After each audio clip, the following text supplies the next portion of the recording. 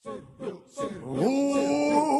weekend of my story in the first Lagi, Sali, Santi, dan Jogati. Tiba saatnya kita memilih 27 November tahun ini. Dengar kata hati, salurkan aspirasi. Suaraku, suaramu kan sangat berarti. Hei semangat balik, lingang makin sarang sami. Masa depan balik, memilih dengan nurani. Kita merawat demokrasi. Kita damai, kita peduli. Kita semua menjaga balik.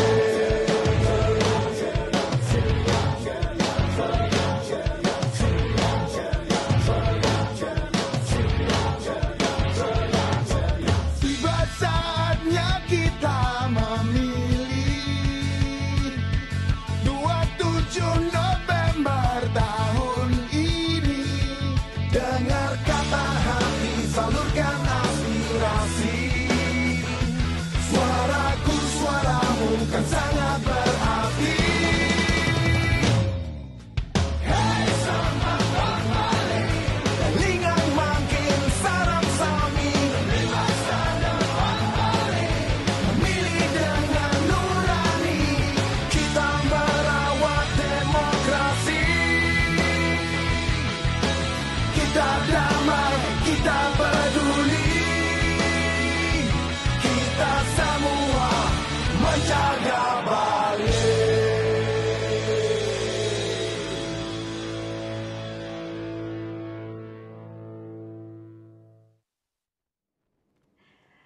Om Swastiastu. Om Swastiastu. Halo pemirsa Bali TV dimanapun Anda berada, senang sekali saya Yupi Hari menjumpai Anda dalam program Dialog bersama dengan Komisi Pemilihan Umum Provinsi Bali. Nah pemirsa, sesaat lagi kita akan bersama-sama memilih siapakah yang menjadi kepala daerah di semua kabupaten. Dan tentunya pada malam hari ini kita akan berbincang-bincang dengan seorang narasumber, tentunya dengan tema kita kali ini adalah mewujudkan zero sengketa dalam Pilkada serentak tahun 2024 di Bali.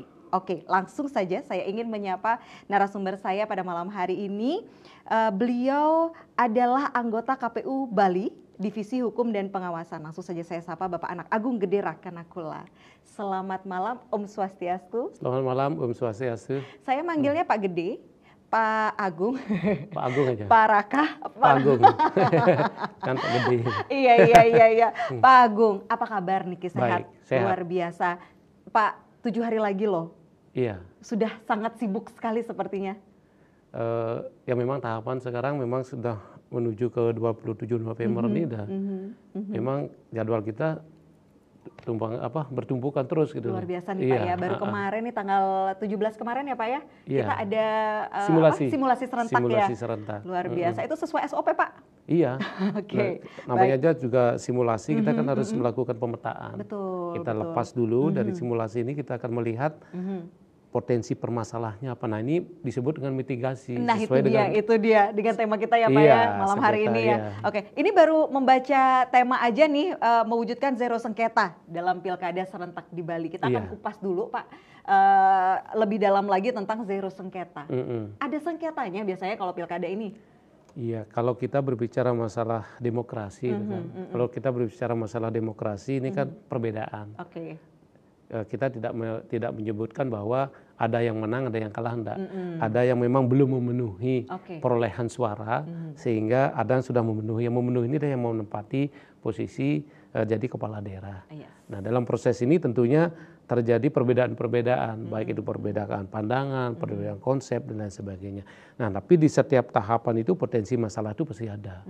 Namun kita bilang dari tahapan pemutakhiran data pemilih, nah potensi juga ada karena kan dalam pemutakhiran data pemilih ini kita kan lakukan pencatatan. Ya, pencatatan semua warga negara yang sudah memenuhi syarat menjadi pemilih kita harus catat menjadi DPT.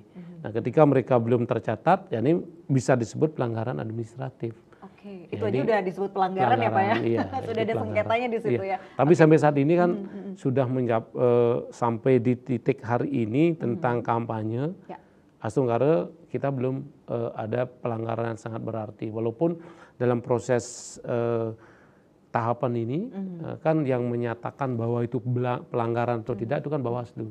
Bawaslu akan melakukan penelitian, melakukan verifikasi. Kalau memang ada pelanggaran, kita diberikan rekomendasi. Rekomendasi terkait dengan ada yang disebut dengan pelanggaran administratif. Nah, itu ya harus kita melakukan perbaikan-perbaikan tata cara dan prosedur. Gitu. Ini memang banyak yang direkomendasikan terkait dengan pemasangan alat peraga kampanye, tidak sesuai dengan zona, sudah itu ada yang sudah dipasang, sudah itu ada dan lain sebagainya. Itu sudah langsung kita lakukan tindak lanjut terkait dengan rekomendasi itu. Gitu. Berarti artinya sengketa itu adalah yang di luar dari tata tertib yang sudah disampaikan gitu ya Pak ya? Iya. Bisa dibilang seperti itu nggak sih Pak? Iya, nanti kalau disebut dengan pelanggaran administratif itu kan pelanggaran terkait dengan tata cara seperti tadi. Tata cara dan prosedur. Ketika kita melakukan, sudah dilakukan SOP-nya, sudah dilakukan petunjuk teknisnya, regulasinya sudah ada, tapi ada hal-hal di luar. Contohnya pemasangan alat peraga di zona kan, kita sudah sepakat menetapkan zona pemasangan alat peraga atau yang zona mana boleh, kampanye, yang mana enggak gitu zonanya ya, wilayahnya ya Pak ya. Jadi ada pelanggaran ternyata memasang di zona yang tidak kita tetapkan. Yang nggak boleh sebenarnya gitu. Itu direkomendasinya itu yang kita turunkan gitu ya. Itu biasanya tuh langsung diturunin begitu saja atau ada prosesnya lagi Pak? Ya diproses dulu, kita terima, udah itu kita teruskan dulu ke pihak yang memasang. Kalau itu memang paslon punya ya kita paslon, kita surati. Tapi ketika memang belum diturunkan, ya kewajiban kami dari penyelenggara KPU koordinasi dengan pemerintah daerah, dalam hal ini Satpol PP untuk bersama-sama Bawaslu, KPU untuk menertibkan alat peraga tersebut. Wow. Sebenarnya sih nggak cuman permasalahannya di alat peraga saja Pak ya. Iya, banyak sebetulnya ya. Ada banyak lagi. Kemudian apa aja nih yang menjadi, itu kan tadi kalau sanksi sengketa administratif ya namanya Pak ya. Selain administratif Pak, apa lagi nih yang sering ditemui pada saat pilkada ini Pak? Ya kalau kita berbicara masalah pelanggaran kan ada atau sengketa ya, ada sengketa proses. Nah, sengketa proses ini ya sengketa antara penyelenggara dengan partai politik. Mungkin dalam proses ini ada ketidaksesuaian terkait dengan regulasi biasanya. Pemaknaan sebuah regulasi sehingga melapor ke Bawaslu, kita dimediasi, tidak sepakat dimediasi, itu naik ke adjudikasi, tidak sepakat adjudikasi ke PT UN. Itu terkait dengan biasanya surat keputusan, mungkin penetapan calon gitu loh. Karena penetapan calon dianggap bermasalah, ada yang lapor, ya mungkin ada proses. Tapi kalau kita melihat yang paling sering kita hadapi yaitu perselisihan perolehan hasil. Ini PHPU, perselisihan hasil pemilihan ini, yaitu ada di Mahkamah Konstitusi. Nah ini di mana di sana ya merupakan hak dari peserta ketika peserta tersebut menganggap bahwa antara perolehan suaranya mereka tidak sesuai dengan apa yang kami tetapkan gitu.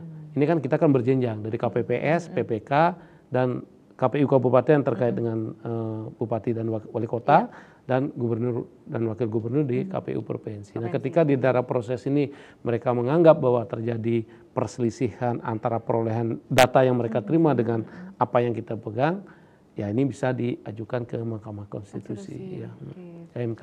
Sejauh ini di Bali gimana nih Pak?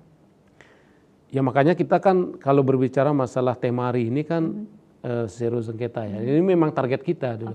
Karena kemarin pada saat Pilpres itu dianggap kita tidak ada sengketa apapun. Itu dia Pak. Ya, dan kita berterima kasih juga pada saat pleno di tingkat KPU RI, kita kan Bali ini hanya 40 menit tidak ada tanggapan siapapun gitu loh. Lancar, lancar gitu. Luar biasa. Karena emang keterlibatan semua pihak, termasuk masyarakat juga. Ya, Pak, ya. Pak Agung, kita akan break sejenak ya. Kita akan masuk segmen 2. Menarik sekali ini untuk dibahas terkait mewujudkan zero sengketa dalam pilkada serentak di Bali. Pemirsa jangan kemana-mana, kita akan segera kembali sesaat lagi. Tetaplah bersama kami.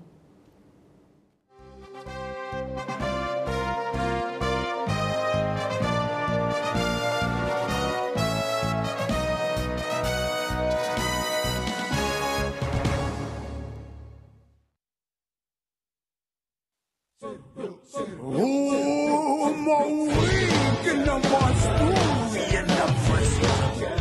Lagi, Fali, Santi, dan Jogati.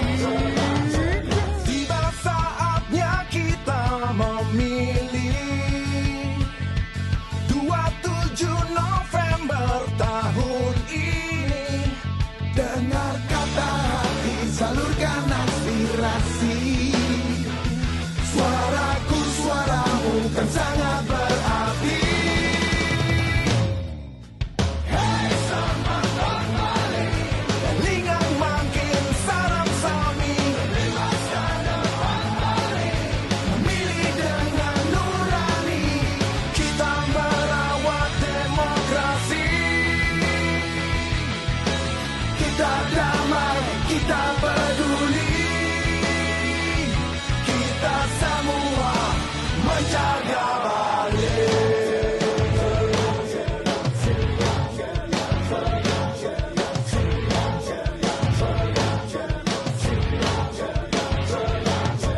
Tiba saatnya kita memilih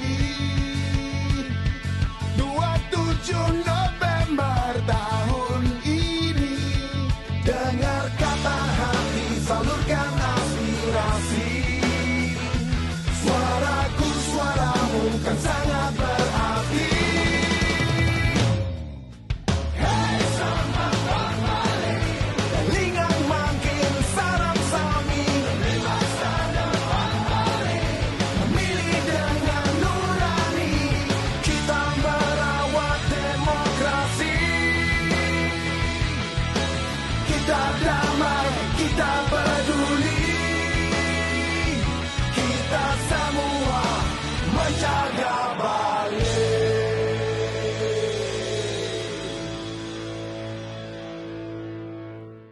Ya pemirsa, terima kasih Anda masih bersama kami tentunya dalam dialog bersama Komisi Pemilihan Umum Provinsi Bali, tentunya bersama narasumber kita pada malam hari ini. Beliau adalah Bapak Anak Agung Gede Rakenakula, anggota KPU Bali Divisi Hukum dan Pengawasan. Memang sudah tugas beliau ini ya, melakukan pengawasan nih dari awal kita melakukan pilkada serentak ya Pak ya. Oke, kalau kita berbicara dengan topik kita mewujudkan zero sengketa dalam pilkada kita tahun 2024 tadi, udah Bapak jelaskan juga apa sih sebenarnya zero sengketa itu ya gitu ya. Nah sekarang strateginya nih Pak, apa nih strateginya? Ya memang kalau kita berbicara terkait dengan sebuah target, ya memang kita harus melakukan strategi-strategi khusus. Ya tentunya kami sudah melakukan yang pertama adalah mitigasi sengketa. Mitigasi sengketa ini adalah bagaimana kita mencari apa yang akan kemungkinan akan terjadinya sengketa tersebut. Nah kita melihat dari setiap tahapan itu kita selalu melakukan mitigasi terkait dengan sengketa itu. Mitigasi ini adalah permasalahan-permasalahan yang muncul. Dari permasalahan ini kita akan melakukan antisipasinya bagaimana. Nah terus siapa yang kita harus ajak koordinasi terkait dengan hal itu. Nah itu strategi yang pertama. Dan ini sudah kita lakukan. Yang kedua adalah bagaimana kita menguatkan SDM, sumber daya manusia kita terkait dengan pemahaman terkait dengan regulasi dan pemahaman terkait dengan teknis dalam penyelenggaraan tahapan itu. Nah karena sekarang ini kan sudah mengarah ke penggunaan aplikasi. Semua kegiatan tahapan itu sudah ke aplikasi. Sehingga SDM juga harus dikasih pemahaman terkait dengan penggunaan aplikasi tersebut. Nah tentunya ada dua hal yang perlu kami tekankan di dalam penyelenggaraan ini. Yang pertama adalah SDM-nya terkait dengan keahliannya. Yang kedua adalah integritasnya. Nah ini yang terpenting juga. Bahwa kalau tidak didukung oleh integritas ya nanti penyelenggaranya main sendiri gitu loh. Karena kan kita sudah jelas bahwa dalam proses penyelenggaraan itu ada koridor-koridor hukum yang harus kita taati. Karena apa? Karena dalam setiap tahapan sudah ditentukan, Mbak. Contohnya dalam proses penerimaan pendaftaran calon gitu, itu kan 23.59 malam. Itu kalau lebih ya kita nggak boleh. Kalau kurang boleh. Karena semakin kurangnya tergantung, tapi batasnya 23.59. Maksimalnya 23.59 ya. Nah artinya apa? Artinya ada regulasi ataupun ketentuan-ketentuan hukum yang harus ditaati. Nah ini perlu adanya apa? Integritas. Kedua disiplin. Nah, ya mungkin kalau kita berbicara masalah disiplin, ya teman-teman AP-nya harus 24 jam. Ya karena kita tidak akan mengenal waktu yang disebut dengan 2 jam, 10 menit, bahkan 1 menit pun ini sangat berharga. Nah ini yang harus kita mengelola manajemen waktu. Nah ini dia pertama integritas, kedua terkait dengan kedisiplinan. Ini yang sudah kita lakukan sehingga hal-hal target kita untuk pencapaian zero sengketa ini bisa kita wujudkan. Semoga bisa kita wujudkan. Oke. Itu kan intern dari KPU-nya sendiri nih Pak ya. Nah kemudian bagaimana nih sosialisasinya ke masyarakat? Iya. Terkait dengan zero sengketa ini, nah terkait dengan zero sengketa ini kan kita ketahui bahwa dalam proses penyelenggaraan tahapan ini, ya penyelenggara. Penyelenggara itu kan ada 3, KPU, Bawaslu, dan DKPP. KPU ini penyelenggara teknis, pengawasan Bawaslu, dan pelanggaran kode etik ini adalah DKPP. Nah, dalam proses penyelenggaraan ini tentunya tidak saja menjadi tanggung jawab komisioner KPU saja sebenarnya. Karena apa? Karena sering kami sampaikan ada 5 pilar terkait kesuksesan dan mendukung terkaitnya zero sengketa ini. Yang pertama adalah pemerintah daerah. Pemerintah daerah ini kan dalam konteks penyediaan doa dana orang dan alat itu, strukturnya, sekretariat kita kan PPK, PPS dan semuanya beliau harus sudah itu peserta pemilu, peserta pilkada ini itu partai politik. Ya ini juga kalau kita dalam proses setiap tahapan kita ada LO partai. Nah ini merupakan wakil dari partai politik yang ada di KPU gitu loh. Karena kami berkoordinasi, mensosialisasikan dan lain sebagainya dengan LO ini. Nah sudah itu pemilih. Ini juga sangat penting sekali, kalau nggak ada pemilih kan gimana proses itu. Iya, betul, dan betul, juga Pak. Partisipasinya ya harus meningkat juga.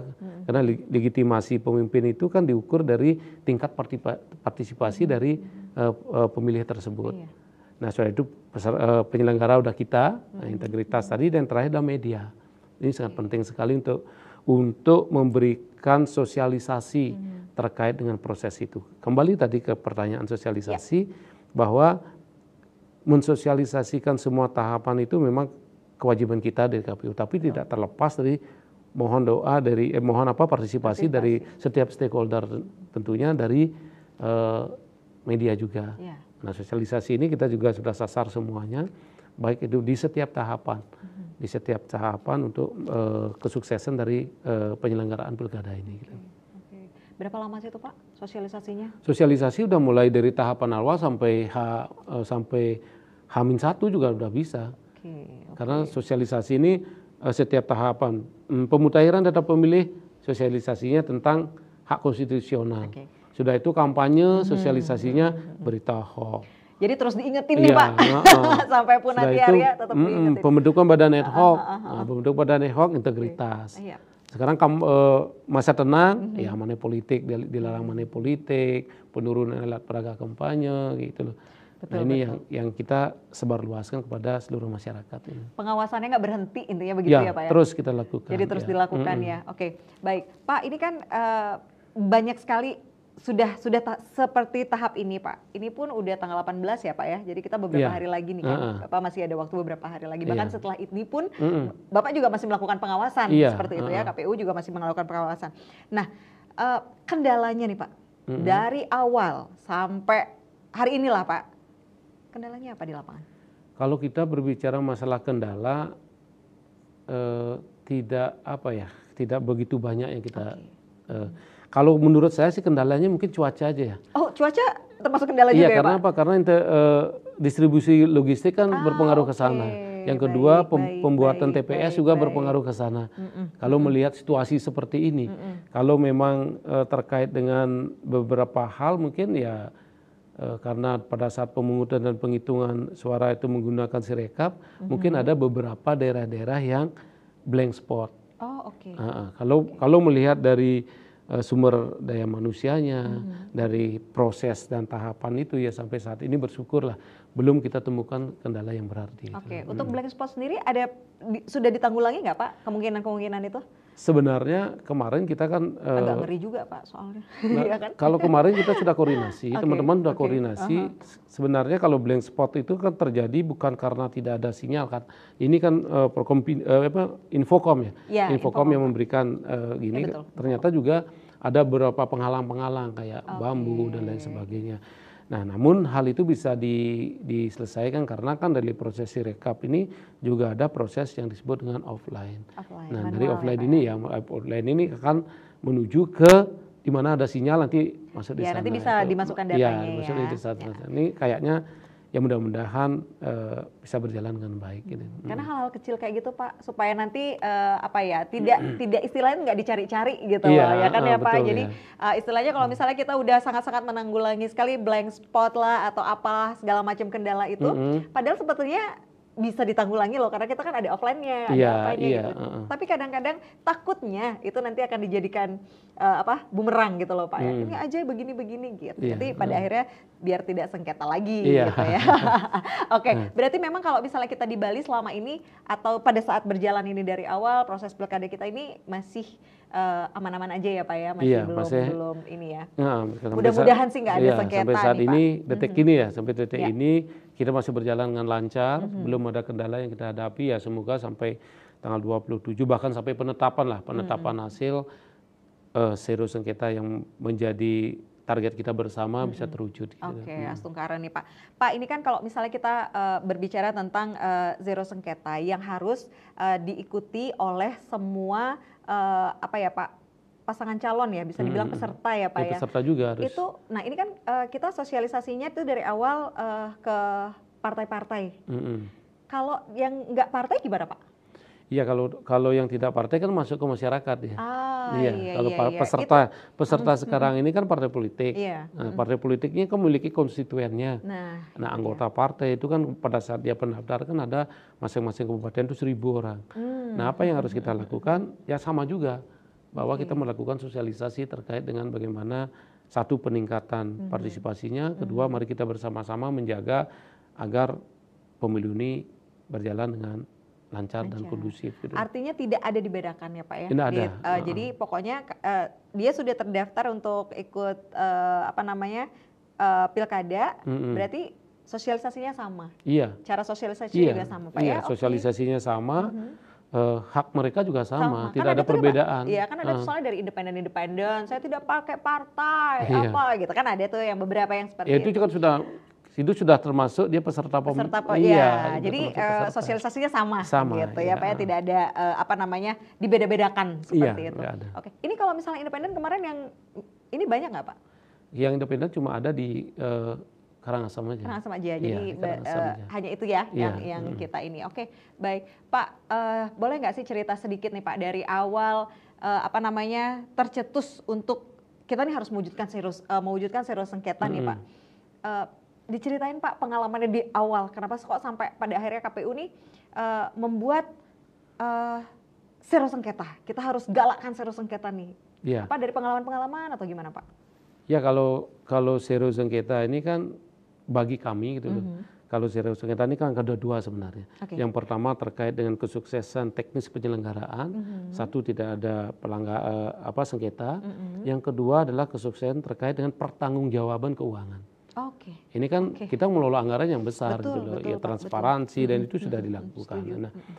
Nah ini kenapa kini mencanangkan seru sengketa? Ya karena sebuah bentuk kesuksesan bagi kita sebagai penyelenggara ya di seru sengketa itu, walaupun dalam hak konstitusional peserta itu untuk melakukan sengketa gugat itu kan sah-sah saja. Nah tapi bagaimana kita agar itu tidak terjadi gitu. Sehingga komunikasi, koordinasi dan juga sosialisasi kita terbuka kepada peserta pemilu, kepada masyarakat, dan kita buka semuanya. Gitu. Nah ini sehingga tahapan dari sampai saat ini ya Astungkara belum ada hal-hal yang sangat menghambat terkait dengan hal itu. Oke. Kita juga lihat ya, kita juga merasanya dari awal sampai dengan sekarang ini kan masih masa berlaku debat ya Pak ya, masih berlangsung debat. Kemarin juga baru simulasi serentak simulasi serentak itu damai-damai aja sepertinya ya Pak ya? Tidak ditemukan kendala-kendala gitu. Iya, karena di samping itu kan kayak tingkat pemahaman politik kita juga sudah mulai, kesadaran masyarakatnya juga masyarakatnya sudah udah mulai oke gitu juga, ya Pak. Mudah-mudahan lancar nih sampai nanti ya Pak ya. Pak, kita berandai-andai nih Pak. Terjadinya sengketa deh pada saat di akhir-akhir. Apa yang Bapak lakuin? Ya memang kalau sengketa terkait dengan perselisihan hasil memang di akhir setelah melakukan penetapan dan lain sebagainya. Tadi kan sudah dalam proses ini kan ada persiapan, pelaksanaan dan evaluasi.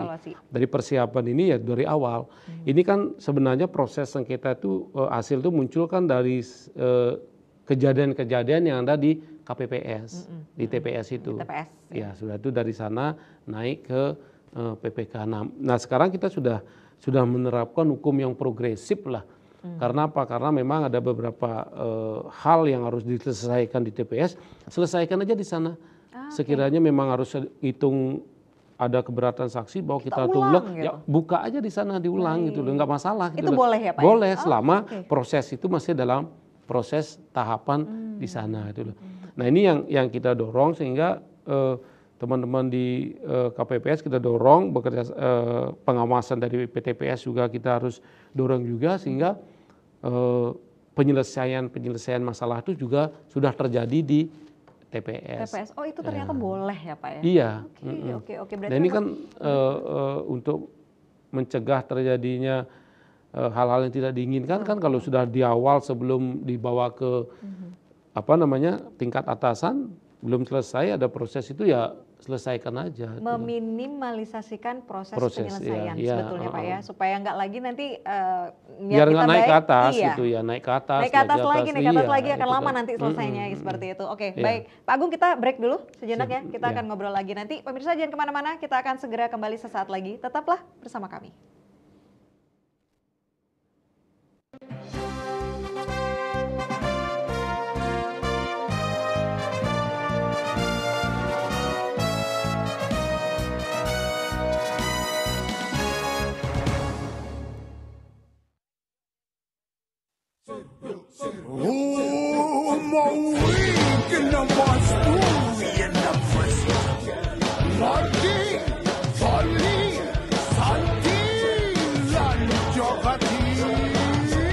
Tiba saatnya kita memilih 27 November tahun ini. Dengar kata hati, salurkan aspirasi. Suaraku, suaramu kan sangat berarti. Hei semangat balik, lingang makin sarang sami. Masa depan balik, memilih dengan nurani. Kita merawat demokrasi. Kita damai, kita peduli. Kita semua menjaga balik.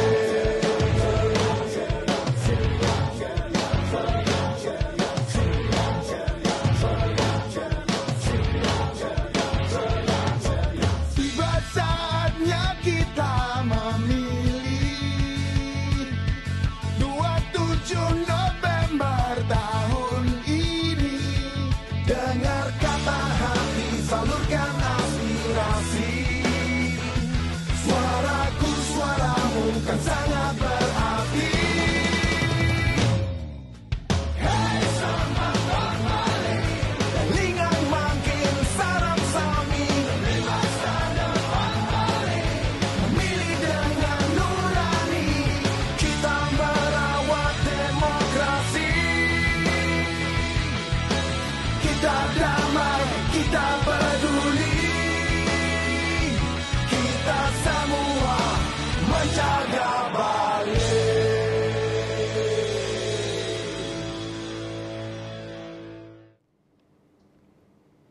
Baik, pemirsa terima kasih Anda masih bersama kami tentunya dalam dialog bersama Komisi Pemilihan Umum Provinsi Bali dengan topik kita kali ini mewujudkan zero sengketa dalam Pilkada serentak di Bali. Bersama narasumber kita Bapak Anak Agung Gede Rakanakula. Pak, balik lagi nih kita ngobrol ya tentang zero sengketa. Karena memang zero sengketa ini betul-betul dijaga banget nih gitu ya supaya menjadi sero sengketa gitu ya untuk pilkada kita. Baik, Pak, pengawasan. Ya, pengawasan kalau tadi udah kayak gimana sih sosialisasi, kemudian seperti apa strategi-strateginya gitu ya. Pengawasan terhadap logistik, Pak. Iya, ya ini memang kalau kita melihat dari tahapan kita ini sudah anggaplah 1 tahun kan. Ya. Nah sudah tahu 1 tahun dan sekarang ini adalah logistik ini yang memegang peranan. Semuanya penting, ini juga sangat penting. Karena apa? Karena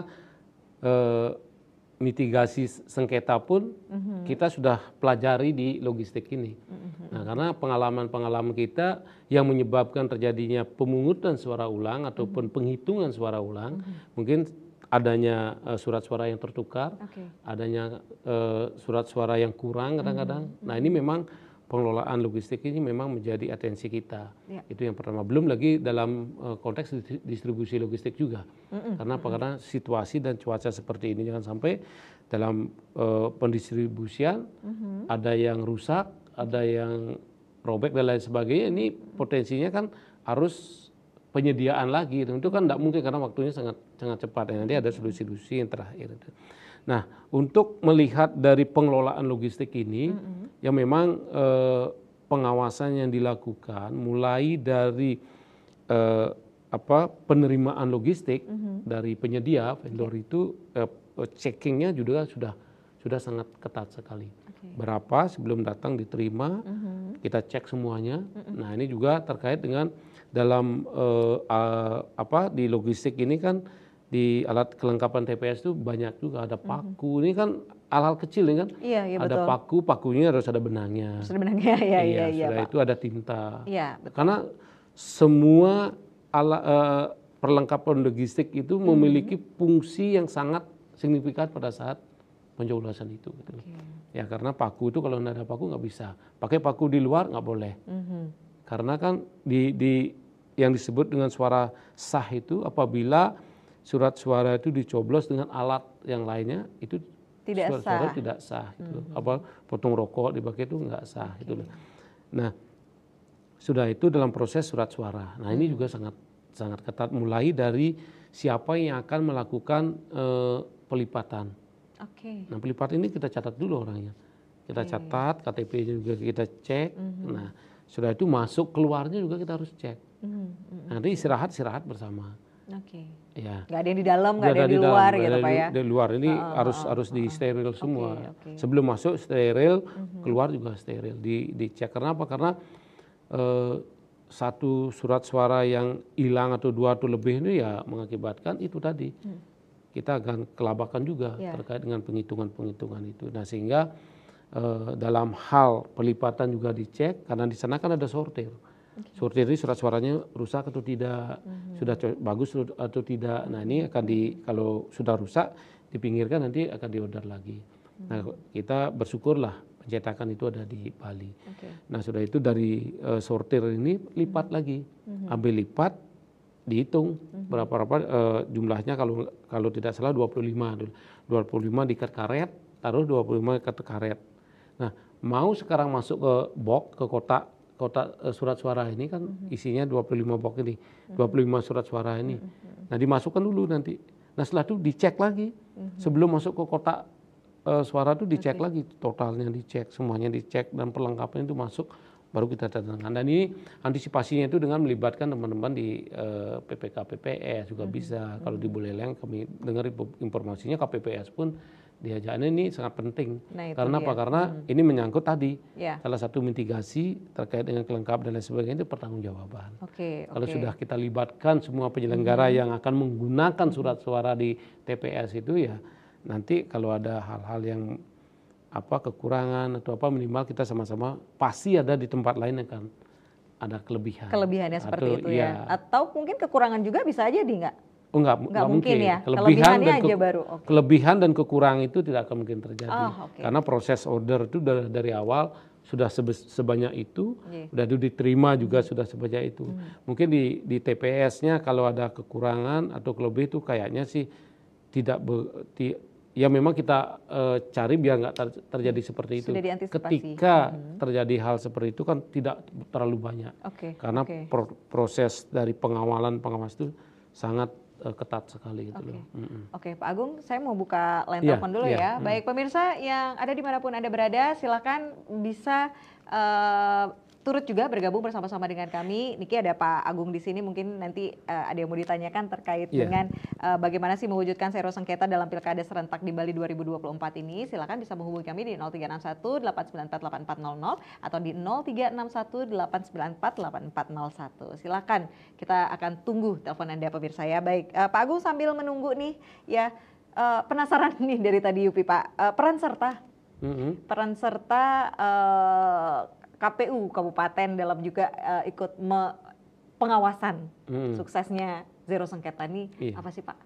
Iya, ini di masing-masing Satker itu dia memiliki tugas dan kewenangan dan kewajibannya masing-masing.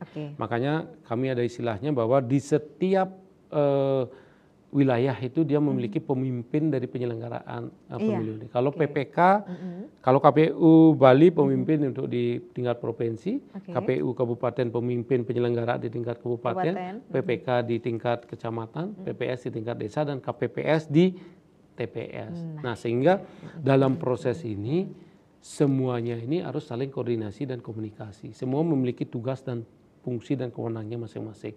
Yang memang leading sektornya itu adalah di KPU Kabupaten Kota.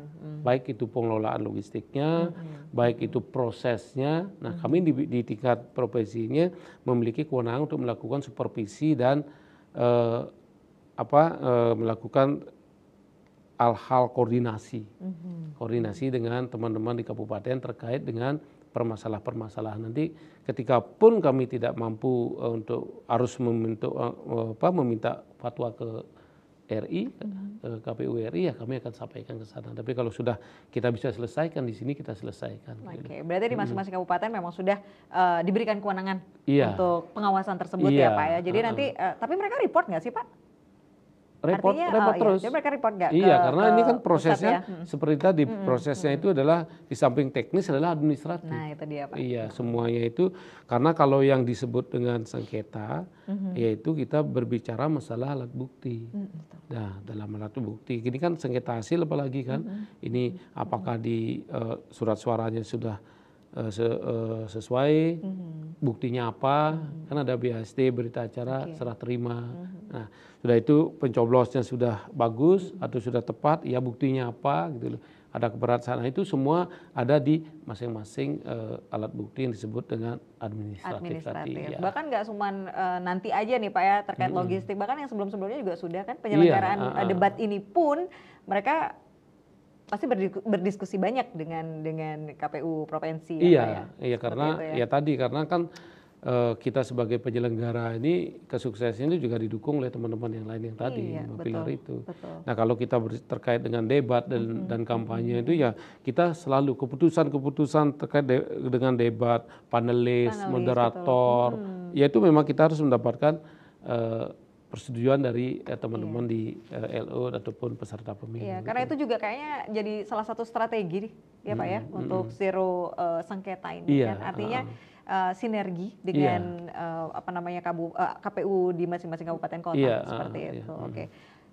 Dari yang sudah berjalan dari teman-teman KPU kabupaten ini yang sudah report ke Bapak, ada masalah Pak sejauh ini? Sampai saat ini sih permasalahan itu belum kita temukan secara ini ya. Kalau masalah proses terkait dengan hal-hal yang sifatnya teknis mungkin ada ya. Kalau kita bilang tidak ada masalah mungkin ada, mungkin banyak ada. Tapi itu bisa diselesaikan oleh teman-teman di KPU Kabupaten Kota. Langsung diselesaikan pada saat itu ya. Pak ini bandel Pak, nggak mau nurunin ini. Ya itu ya seperti itu ya. Ada mungkin beberapa ya Pak ya. Karena juga kayak tadi kan teman-teman di KPU Kabupaten Kota juga melakukan monitoring dan supervisi terkait dengan pasukannya yang di PPK PPS. Ketika mereka dilakukan kegiatan tidak ada respon itu datang, ya itu mereka sudah melakukan mitigasi dengan cara melakukan koordinasi, komunikasi, bahkan klarifikasi terkait dengan orang itu. Tapi sejauh ini semuanya sudah bisa lancar saja ya Pak ya. Baik.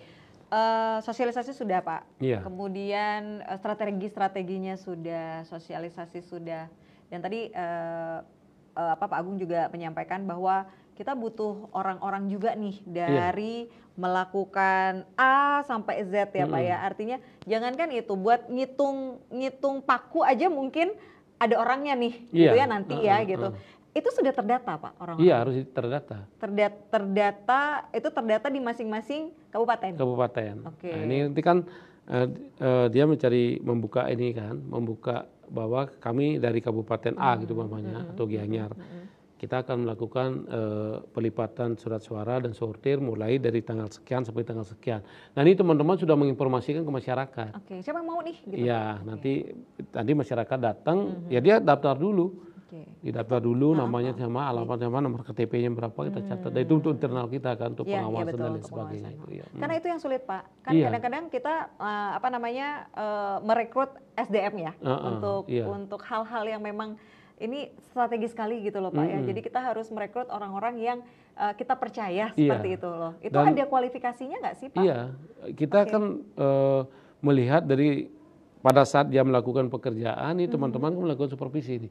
Kita mau ini bagus pekerjaannya, ini nggak bagus, ini bagus. Itu akan dilakukan evaluasi. Nah biasanya sih teman-teman membentuk sebuah kelompok.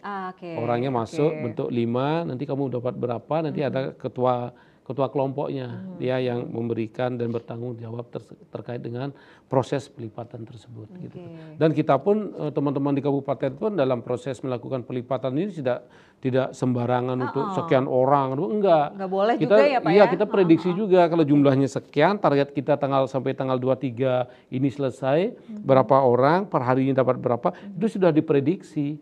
Tidak umpamanya tempatnya ya kita cari 300 kita ngelipat 300 biar enggak prosesnya enggak gitu iya. Karena lebih kalau semakin banyak kesalahan itu biasanya akan mungkin banyak terjadi kan, kalau sedikit kita pengawasan kan juga bisa lebih tepat. Iya, karena kita terkait evaluasinya target yang harus kita tentukan pada tanggal berapa, per hari dapat berapa. Dari kalkulasi sana, kita nyari tenaga seperti ini, seleksi lagi gitu. Jadi mereka ikut dalam tahap seleksi seperti tahap itu seleksi ya. Dan sebagainya.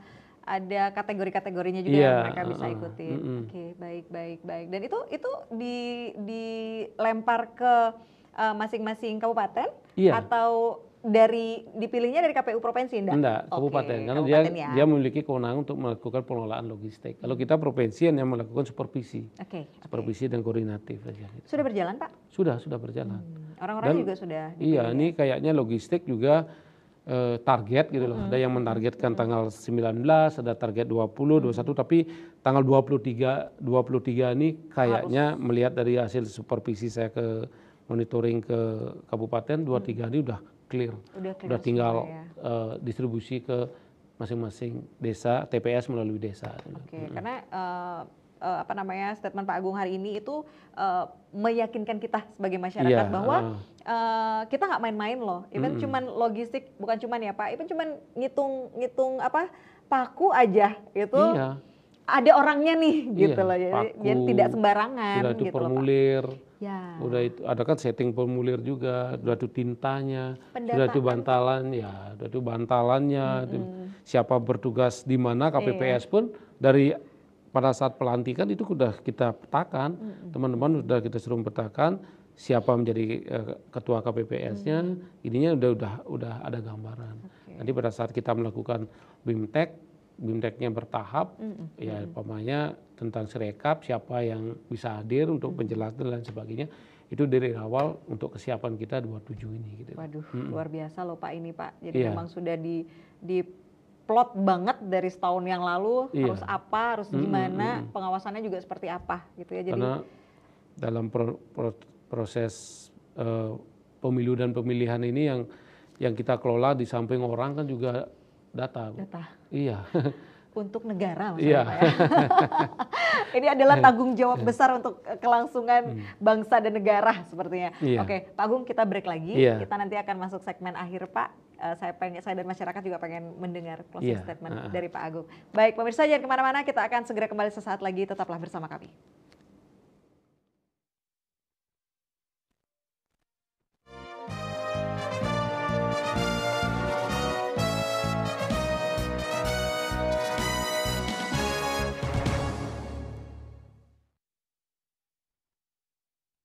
Uma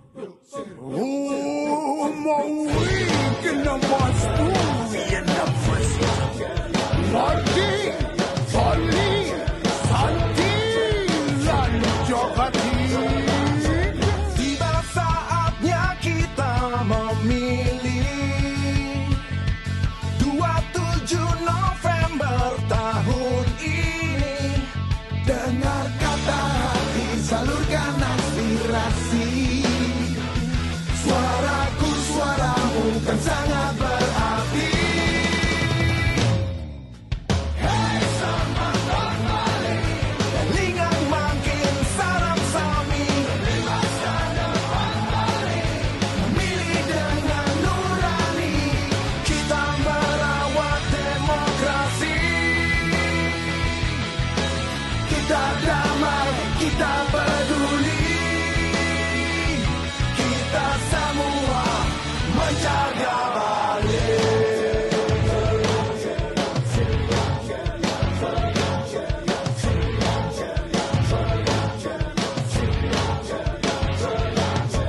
Tiba saatnya kita memilih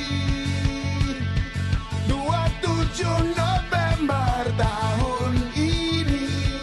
Dengar kata hati, salurkan aspirasi.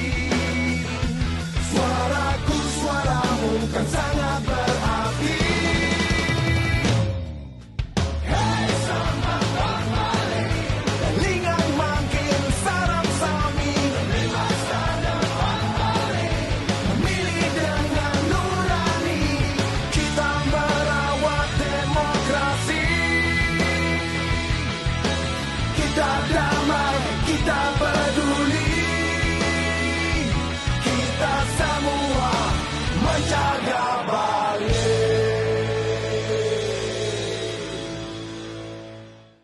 Ya, pemirsa masih bersama dengan Bapak Ana Agung Gede Rakanakula, beliau anggota KPU Bali Divisi Hukum dan Pengawasan, tentunya dalam dialog kita pada malam hari ini dengan topik mewujudkan zero sengketa dalam Pilkada Serentak Bali 2024.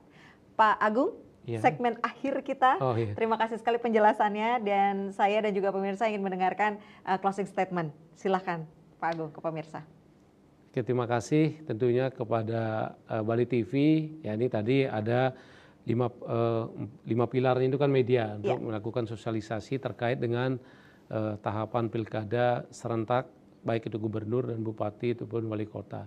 Dan dalam kesempatan yang berbahagia ini, kami dari KPU Provinsi Bali mengharapkan kepada seluruh masyarakat Bali khususnya dan juga di seluruh kabupaten kota untuk turut serta berpartisipasi baik di dalam menjaga kelancaran, kenyamanan dalam setiap tahapan penyelenggaraan pilkada ini.